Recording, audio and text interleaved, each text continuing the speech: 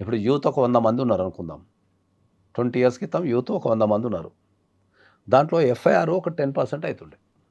10 మంది మీదే కేసులు బుక్ అవుతుంది. 10 మంది మీదనే కేసులు బుక్ అవుతుండే. ఇప్పుడున్న యూత్లో మోర్ దెన్ 50 to 60% యూత్లో ఎఫ్ఐఆర్లు బుక్ అవుతాయి. బా 20 ఏళ్ళలో అంత గ్యాప్. అదే చెప్తున్నా. ఇప్పుడు దీన్ని ఎవడు అర్థం చేసుకుంటాడు? యువతలో డ్రగ్స్ వినియోగం పెరిగింది, విపరీతమైన డ్రగ్స్ వినియోగం పెరిగింది. నిన్న పొద్దుల ఎక్కడో న్యూస్ చదివిన, ఏది ఆంధ్రాలో 2 యువకులు జీబులతో ఢీ కొట్టుకున్నారంట. అవును, అది కూడా అమ్మాయి కోసం. తీరా చూస్తే వాళ్ళు డ్రగ్స్ తీసుకున్నారని చెప్పి న్యూస్. ఆ ఏజ్లో డ్రగ్స్ తీసుకుంటాం అనేది ఎంత నేరం అండి? ఎదుగుతున్న ఏజ్లో. ఎవరి లోపం అది? తల్లిదండ్రుల లోపమా? వ్యవస్థ లోపమా? ఎవరి లోపం అది?